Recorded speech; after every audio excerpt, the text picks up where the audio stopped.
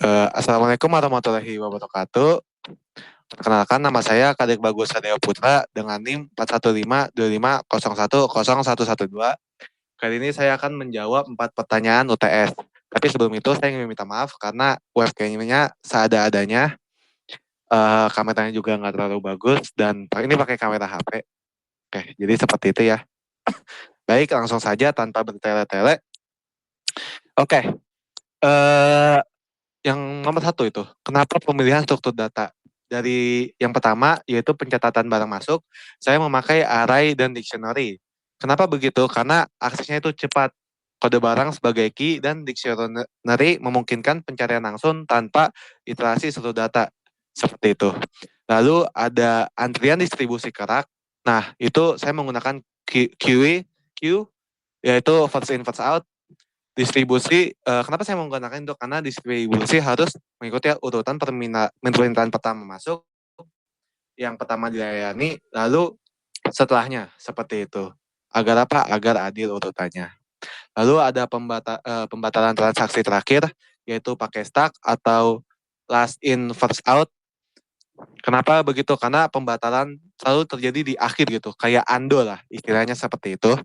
Lalu ada link list, maaf, ada daftar stok barang dinamis. Saya menggunakan link list. Kenapa? Karena ukurannya itu tidak tetap dan sering bertambah, bisa berkurang, bisa bertambah, bisa tambah, bisa ngurang, seperti itu. Link list juga efisien untuk insert atau delete tanpa alokasi memori tetap. Lalu yang terakhir ada sistem modular, yaitu saya menggunakan modular programming, yaitu setiap modul atau stok content history dibuat sebagai kelas atau fungsi terpisah agar mudah dijalankannya, seperti itu. Baik, saya langsung aja mungkin ya ke programnya atau implementasi pada Python. Oke, 2 baris pertama itu ada import atau saya ngambil library dari library collection dan juga library datetime. Library collection itu berguna untuk data khusus yang saya pakainya yang DQ, terkhusus DQ. Kenapa begitu? Karena khusus yang dioptimalkan untuk operasi tambah atau hapus di kedua ujung. Nah, lalu ada juga datetime, yaitu untuk mencatat waktu dan tanggal secara otomatis saat transaksi terjadi. Nah, lalu ada stock node atau suatu kotak ya, atau gelembung dalam rantai linked list. Jadi ini dipakai dalam linked list. Seperti itu. Lalu di initnya itu terdapat self, kode, nama, jumlah, dan tanggal masuk. Seperti itu. Jadi nanti ketika ada daftar barang masuk, bisa, mohon maaf,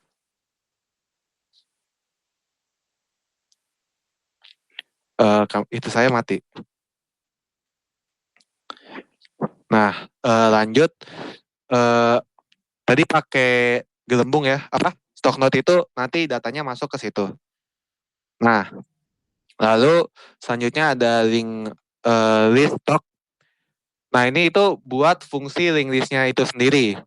Nah, link list itu sendiri, ini itu membuat link list kosong. Nah, def tambah barang itu untuk menambahkan tambah barang, seperti itu. Nah, di sini ada while current untuk cek apakah kode barang sudah ada.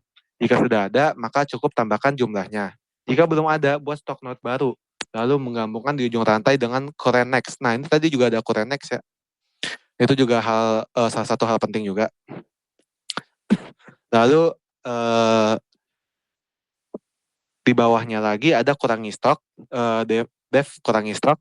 Nah, di sini untuk mengurangi stok, while current di sini untuk melihat apakah kodenya itu sama dari yang di input gitu. Seperti itu. Lalu jika ada, maka dia akan terhapus, seperti itu. Nah, jika ada node yang dihapus itu dari depan, maka node yang berikutnya menjadi head, tapi jika di tengah, sambungan current next langsung ke current next, seperti itu. Lalu ada hapus barang. Nah, hapus barang sendiri itu lebih seperti undo. Lebih seperti undo ya. seperti itu. Lalu ada juga tampilkan stok, ini menampilkan stok seperti biasa ya, ngeprint seperti itu. Kalau sama, kalau ada. Nah, lalu ada cari barang untuk mencari barang tertentu sesuai dengan kodenya. Baik, kita langsung aja ke catatan barang. Nah, catatan barang di sini tadi menggunakan dictionary ya sebagai struktur data array-nya. Nah, di sini ada fungsi catat atau def catat. Nah, di sini ada tanggal masuknya, ada kode dan insert data seperti itu. Lalu ada hapus untuk menghapus dan cari untuk mencari seperti itu. Lalu ada antrian distribusi. Nah, antrian distribusi ini menggunakan tadi Vivo ya, DQ seperti itu. Nah, Vivo sendiri ada init untuk menambahkan itu kosongnya. Lalu ada tambah permintaan untuk menambah permintaannya. Nah, tambah permintaan di sini ada NQ, yaitu membuat dictionary berisi data permintaan. Seperti itu, dengan cara self dengan cara mana ini? Oh ya ini. Self, antrian, append, dan permintaan. Append permintaan seperti itu. Lalu ada juga proses distribusi, yaitu mengambil dan menghapus permintaan dari depan antrian menggunakan self antrian pop left. Lalu ada tampilkan antrian seperti biasa, print seperti biasa, dan kosong kalau misalnya kosong. Nah, lanjut ke history transaksi. Di history transaksi ini kita menggunakan stack ya. Nah, stack di sini menggunakan kotak atau ini yang namanya list kalau nggak salah. Ya, list. Nah, di sini ada dev simpan transaksi. Itu untuk menyimpan pakainya pen ya, pen transaksi. Lalu ada batalkan transaksi. Nah, batalkan transaksi ini kita menggunakan pop untuk membatalkan transaksi terakhir karena dia menggunakan prinsip LIFO ya, last in, first out. Oke. Lalu ada tampilkan history seperti biasa, tinggal di for aja. Nah, lalu di print. Nah, lalu ada yang namanya sistem gudang. Sistem gudang ini ini untuk modular ya, modular program. Ini untuk menggabungkan seperti itu. Bisa tambah barang, tampilkan stok, tambah distribusi, proses distribusi, tampilkan antrian, batalkan transaksi, seperti itu. Nah, lalu ini ada menunya, menu utamanya, seperti ini. Dan ini cetak menu. Kita nanti saya juga akan menampilkan cetak menunya. Lalu menunya tuh ada di bawah sana, tapi nanti saja. Nah, lalu ada input tambah barang. Input tambah barang. Nah, nanti kalau misalnya ada, dia itu nggak error, seperti itu. Nah, lalu itu juga ada input tambah distribusi. Jadi, masing-masing ini, itu masing-masing menu mendapatkan nomor, serta dev-nya sendiri, seperti itu. Untuk menjalankan ininya. Misal nih, kita mau input tambah barang. Nanti dia tuh masuknya ke masuk dev-nya atau kelasnya ke link list seperti itu. Atau misalnya satu lagi apa ya? Jangan jalankan menu. Input tambah distribusi yang terakhir. Tadi itu kita menggunakan array ya, stack. Kita menggunakan stack seperti itu. Nah, ini seperti biasa ya. Ya udah jalankan menu saja. Nah, lalu saya akan langsung saja kepada soalnya. Soalnya ada di HP saya jadi agak bentar ya. Oh ya. Nah, ini saya run ulang. Mohon maaf.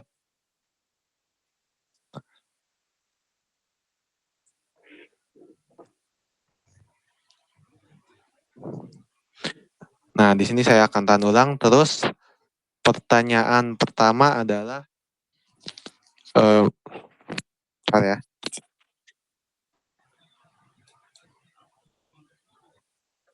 Oke. Oh, tapi di sini ada constraint-nya dulu. Atau namanya apa ya? Constraint atau namanya tuh ada ketentuannya terlebih dahulu. Yang pertama adalah barang masuk. Ada A 10 unit, B 5 unit, dan C 8 unit. Oke, kita tambah ya. Kita tambah kode barangnya ada 1. Misalnya kode barangnya 1, nama barangnya A, jumlah unitnya 10, tanggal masuknya ibarat kata ya udah jam 12 Mei 12.06.05. Nah, habis itu kembali lalu kita masukkan barang, kode barangnya 2, nama barangnya B, dan jumlah unitnya 5, lalu tanggal masuknya 12 Mei juga, kita samakan saja. Nah, lalu kita langsung masuk ke yang C, yaitu 8 unit. Maaf, kode barangnya C. Salah ya. Nah, ini ada yang namanya kesalahan inputan barang yang nanti akan dihapus juga, seperti itu. Ini C, jumlah unitnya 8, maksudnya tanggal 12 Mei juga, misalnya seperti itu. Nah, ini juga salah nih, dari tanggal juga salah, dari kode barang juga salah. Terus, tak distribusinya nanti bisa kita atur, lalu ada, jadi kesalahan input pada barang terakhir. Nah, tadi ngepas tuh, terakhir ada yang salah. Oke, pertanyaan 1, antrian distribusi menggunakan queue. Oke, kita langsung saja antrian distribusi, proses distribusi. Nah, ini ya. Ke pencet yang nomor 4, first in, first out. Nah, tidak ada. Karena apa? Karena kita tidak ada menambah permintaan distribusi. Nanti, nah baru kita tambahkan distribusi seperti terlebih dahulu. Oke, kode barangnya ada tadi itu 1, tujuan taknya tak 1. Nah, seperti itu. Jumlahnya kita langsung saja semuanya seperti itu. Nah, lalu ada lagi misalnya kita mau tambah permintaan distribusi ke rak 2 misalnya. Ke rak 2 dengan tujuan rak 2 dengan jumlah misalnya kan tadi kita kode barangnya 2 ya. 2 itu berarti B. Nah, kalau misalnya B berarti kita saya maunya 3 unit aja. Bisa. Nah, baru kita bisa tampilkan distribusinya. Seperti itu. Ada waktunya juga di sini kita bisa lihat. Nah, ini pakai sistem queue. First in, first out. Seperti itu. Ya benar. Lalu yang kedua ada penyimpanan histori menggunakan start. Oke, kita lihat nih. Penyimpanan histori. 7. Balik ke menu. 7. Nah, tadi bisa kita lihat di paling bawah itu adalah yang pertama kali dilakukan. Nah, tapi distribusinya itu di sini dia, di top. Jadi kalau misalnya kita batalkan, kita mencet nomor 6 nih, misalnya undo. Nah, nanti anti distribusinya bakal hilang juga seperti itu. Nah, oke, tekan enter untuk kembali ke menu. Oke. Nah, tadi kan ada yang salah ya. Tapi karena kita memasukkan rak terlebih dahulu untuk mengetahui queue, jadinya saya akan kembali 3 kali. Nah, di sini batalkan transaksi terakhir, undo. Transaksi teratas itu yang salah tadi. Yang harusnya kodenya adalah 3, ini malah C. Dan stoknya juga salah tadi ya. Dan juga tanggalnya juga salah, seperti itu. Nah, apakah ingin membatalkan? Ya. Nah, pertanyaan kedua pertanyaan itu adalah bagaimana kondisi akhir stok jika barang C dibatalkan tadi udah karena salah input. Lalu barang A didistribusikan ke rak 1. Oke, kita melakukan proses distribusi lagi menggunakan FIFO ya. Kita minta distribusi dulu. Kode barangnya tadi 1, tujuan raknya rak 1, lalu jumlahnya 10. Nah, lalu kita bisa lihat nih, tampilkan stok barangnya.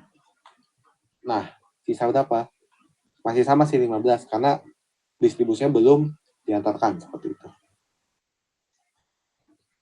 Oke. Kita langsung saja lanjut ke pertanyaan terakhir, yaitu pertanyaan 4. Jelaskan bagaimana kombinasi stack, queue, dan linked list membentuk sistem yang efisien. Nah, jadi itu seperti yang tadi saya sudah tunjukkan, sebenarnya linked list, queue, stack itu dipakainya secara apa ya? Secara berbarengan, tidak terpisah, istilahnya seperti itu.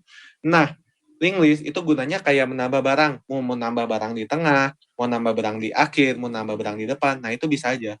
Dan kita bisa menghapus barang juga seperti itu, fleksibel lah istilahnya. Nah, lalu untuk stack itu kan dia ibaratnya undo. Saya lebih sukanya bilangnya undo. Jadi misalnya ada barang yang salah mungkin, ada pencatatan yang salah, itu bisa di-undo, seperti itu. Nah, lalu untuk queue, queue ini untuk memastikan setiap permintaan distribusi dari bagian toko yang dilayani secara adil urutan berdasarkan waktu. Nah, jadi misalnya nih, tadi bisa kita lihat di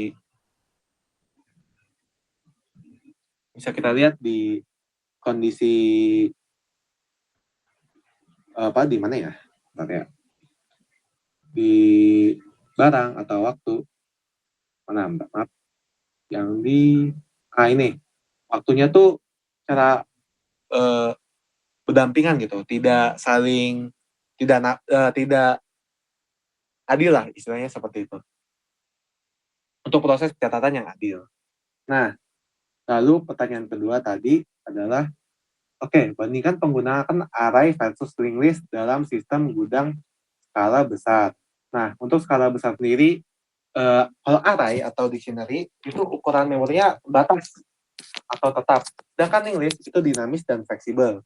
Nah, kalau juga array, aksesnya itu aksesnya itu sangat cepat. Tapi kalau misalnya linked list itu harus satu-satu seperti itu. Lalu ada penambahan barang baru misalnya. Itu kalau array itu perlu di-resize, jadi kayak perlu ditambahin lah, atau size-nya perlu diubah. Nah, kalau misalnya linked list itu kita bisa namainnya di awal atau di akhir. Nah, kalau hapus data di array itu perlu geser. Jadi ibaratnya kita tahu perlu geser lah seperti itu. Ibaratnya popnya perlu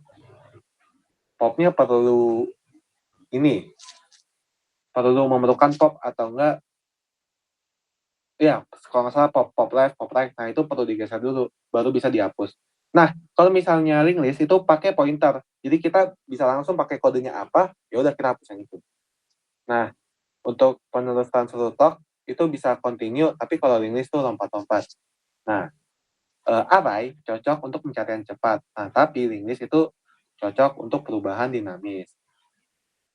Nah, linked list itu sebenarnya unggul dalam fleksibilitas, tapi kelemahannya adalah skala besar, adalah pencarian. Di skala besar itu di gudang yang tadi itu adalah pencariannya lemah gitu.